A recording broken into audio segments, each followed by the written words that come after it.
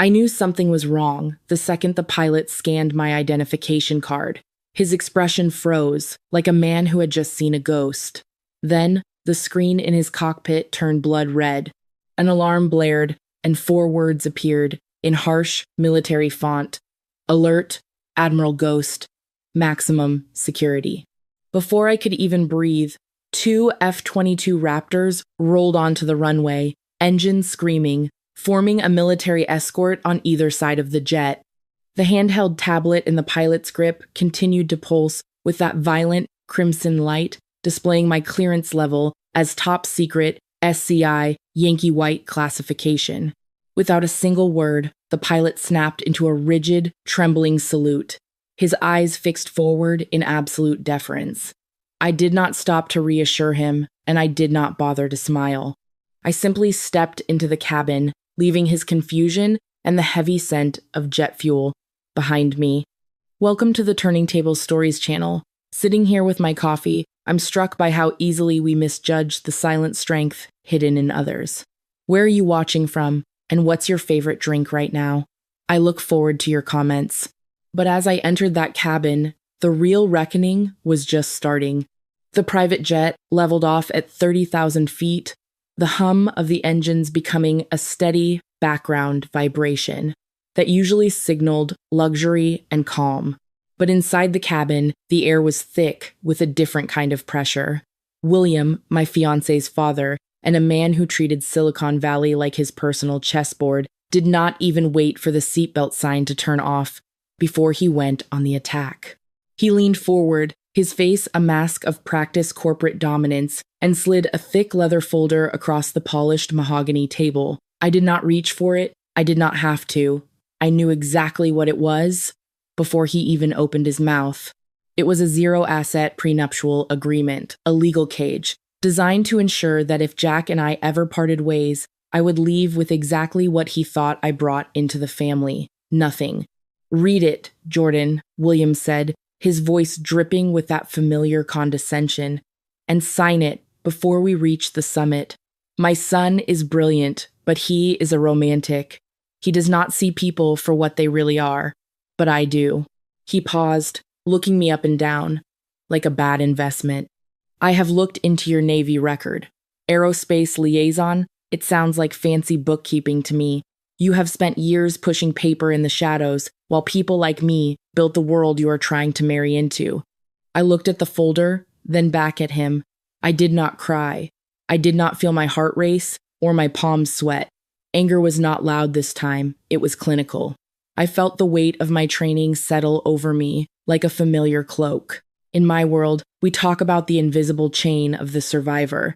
People often mistake silence for weakness or compliance for a lack of spine.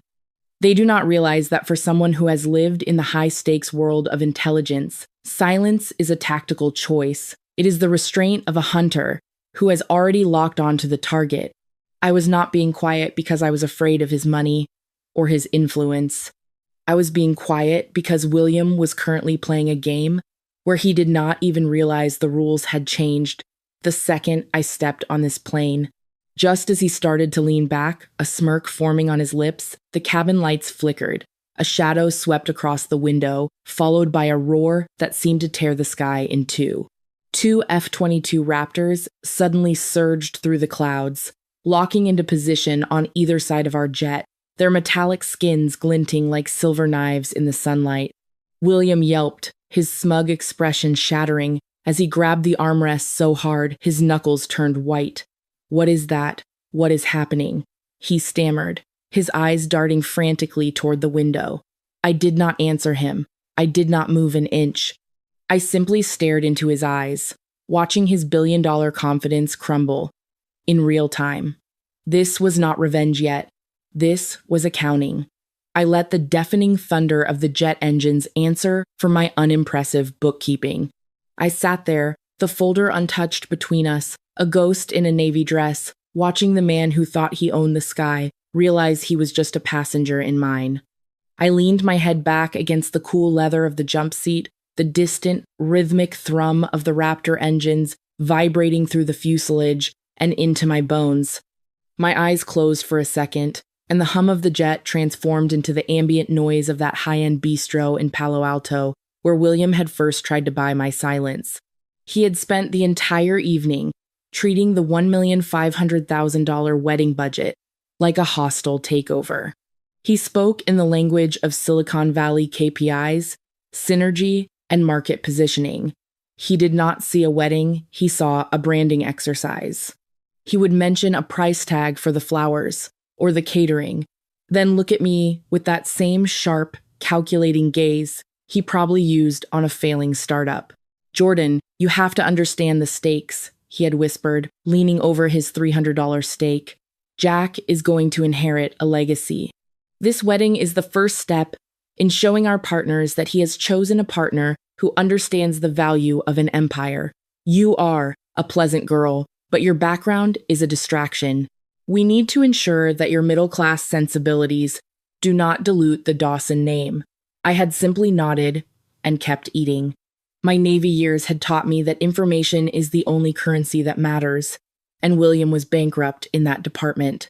He saw a marine biologist with a fancy bookkeeping military past, never stopping to ask what kind of bookkeeping required, a federal-level designation that surpassed his own security clearance.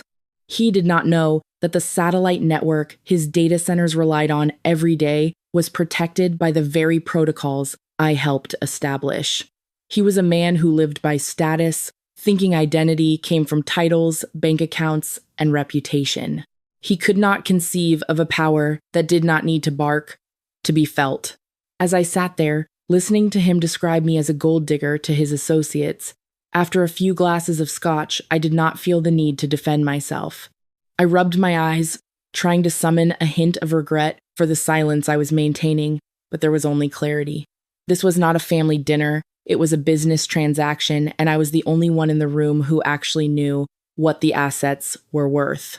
My compassion had been a luxury they had overdrafted for years, taking my humility for granted, while they feasted on the security I provided in the shadows. William thought he was the architect of his world, but he was just a tenant, living in a structure I had helped reinforce. Now, back in the cabin of the jet, the silence between us felt heavy and clinical. William looked at me, then at the F-22s, then back at me, his jaw still tight with a mixture of suspicion and fear. He was realizing that the girl he had dismissed as an afterthought was actually the Admiral ghost. He was starting to see the cracks in his own reality, the realization that he had been judging the part of my story he could see, while ignoring the chapters that truly mattered. This was not a breakdown of our family bond, it was an audit of his character, and the results were coming back as unacceptable. William was no longer the composed king of the boardroom. He was pacing the narrow length of the cabin, his footsteps heavy and uneven on the plush carpet, as he shouted toward the open cockpit door. "This is a mistake. Do you hear me? A clerical error." His voice cracked, losing its rhythmic authority. He turned back to me, his face a blotchy shade of red that clashed with the pristine white of the jet's interior. The cabin began to smell of his expensive cologne and the sharp, sour scent of unmasked fear. "I do not know what kind of game you are playing with the flight path or what favors you called in from your old Navy buddies," he hissed, leaning over the table until he was inches from my face. "But this charade ends now." He stabbed a finger at the leather folder containing the prenuptial agreement. "Sign it, right now. If you do not, I will call my board members the second we land in London and strike Jack's name from the $10 billion merger deal. He will be left with nothing because of your ego." I did not answer a single one of his accusations. I did not even blink. I simply went back to my internal spreadsheet of the mission. I had been the silent investor in their version of family for too long, and now I realized it had been a subscription, with me footing the bill. They mistook my silence for weakness, treating my kindness like a bottomless credit line they never intended to repay. But today, the account is closed. This was not a breakdown, it was a balance sheet, and William Henderson was deep in the red. William stumbled toward the cockpit, shouting threats of immediate termination and legal ruin from his blazer, the physical manifestation of his only weapon. "I will double your salary. Triple it," he yelled at the pilot. "Just tell air traffic control there has been a mistake. Tell NORAD we are a private civilian flight, and we do not need this theater. Get those jets away from my plane."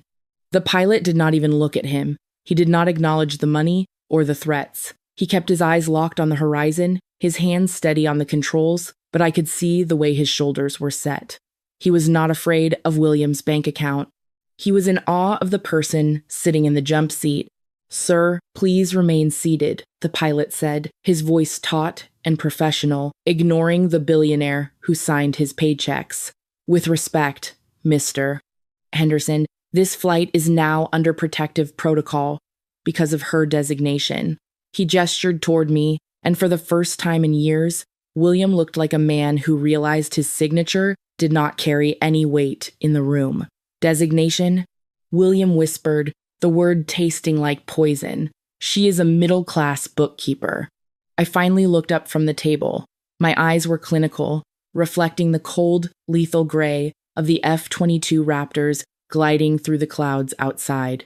I saw him not as my future father-in-law, but as a liability that needed to be neutralized. "People who live by status think identity comes from titles and money," I said softly, my voice cutting through the hum of the cabin like a blade. "People who live by service know identity comes from character and action. You have spent the last hour proving you have neither." The cockpit door clicked open with a metallic finality. The pilot stepped out, his spine as rigid as a structural beam, his eyes completely ignoring the man who signed his paychecks. He did not look at William's desperate, empty threats or acknowledge the desperate bribes. He looked directly at me. "Ma'am," he said, his voice steadying itself into a formal cadence I had heard 1,000 times in briefing rooms across the globe. "The escort formation is locked. NORAD confirmed your Yankee White classification. We are approved for immediate ascent to 38,000 feet. William sputtered, his mouth opening and closing like a failing circuit in one of his own data centers. What does any of this have to do with her? This is my aircraft. I demand you get those jets away from my plane." The pilot gave a short, curt nod, one that was more of a professional dismissal than an acknowledgement of authority. "Mr. Henderson, you no longer have authority here. This aircraft is now operating under Naval Command jurisdiction. Please remain seated." He gestured toward me as if I were something sacred, and for the first time in his life, William looked like a man who realized his signature did not carry a single ounce of weight in the room. I stood up slowly.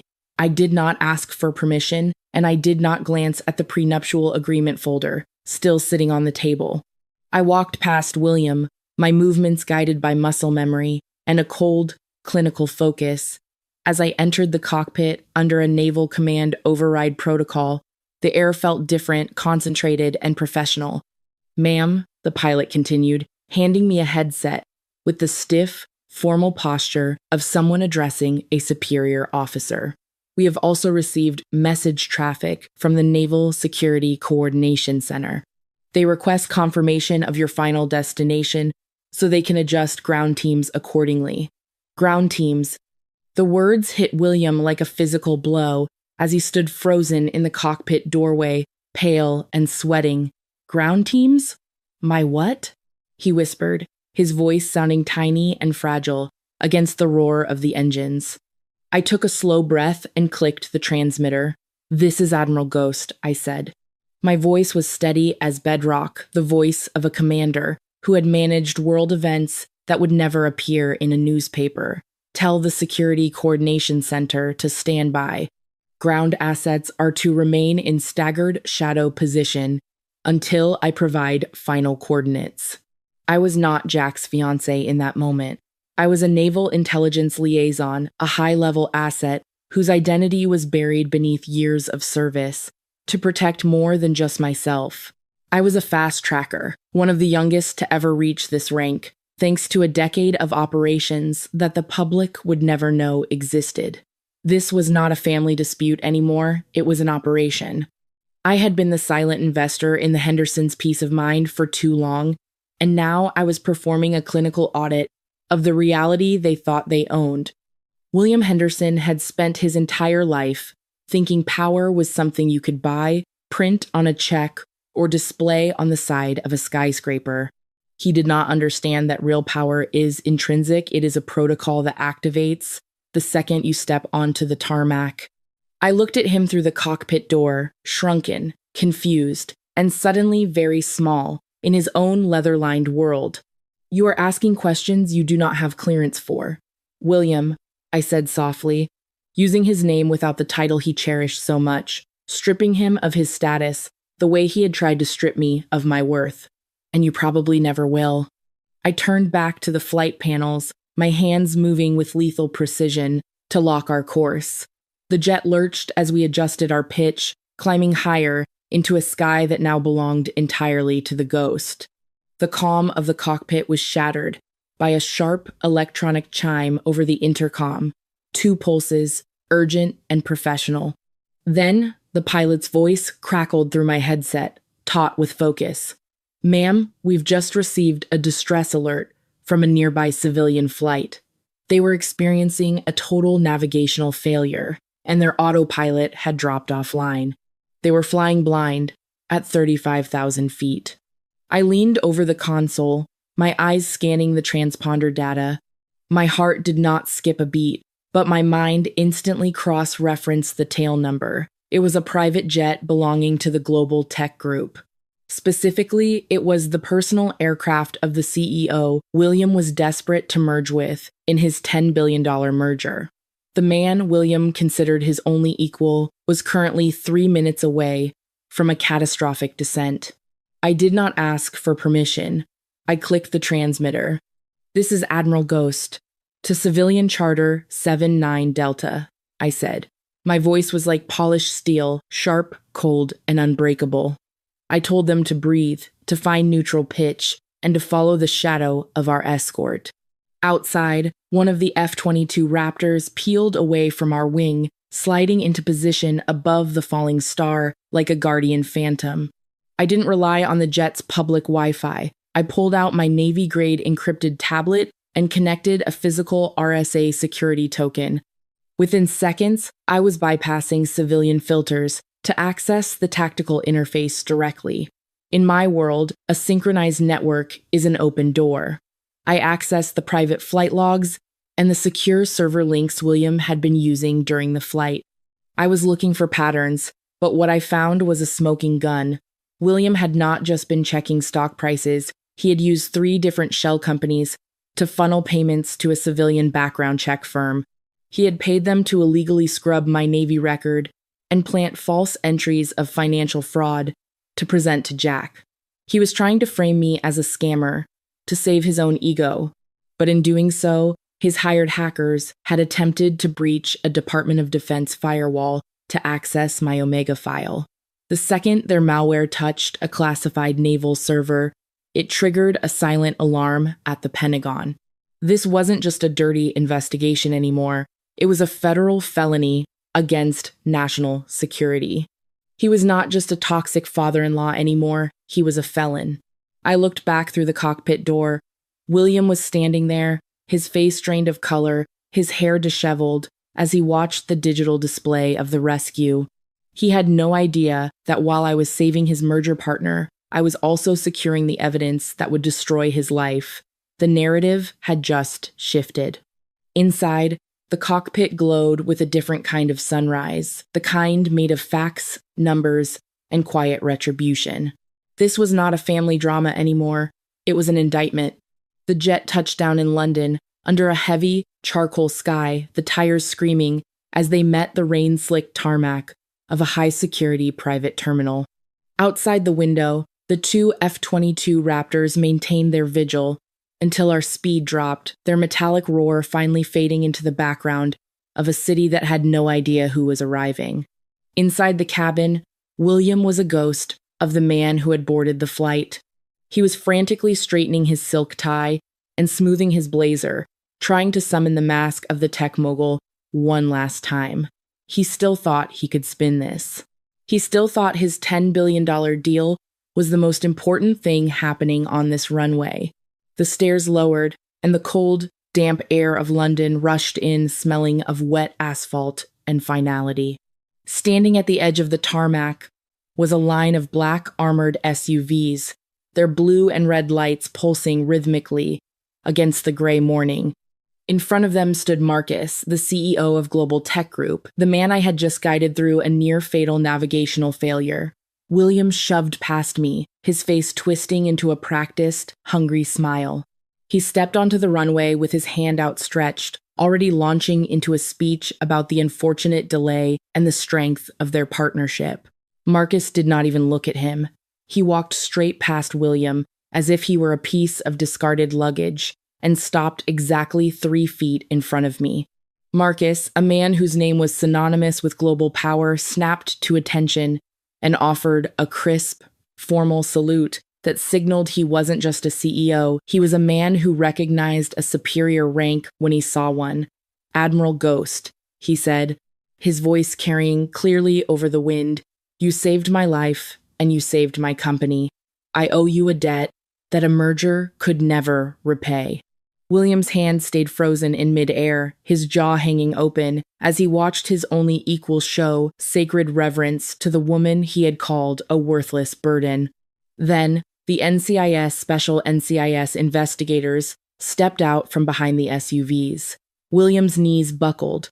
He turned to me, his eyes red and wide, his voice cracking, as the narcissistic armor finally shattered. "Jordan, please," he whispered, sounding shrunken and pathetic. "Think of Jack.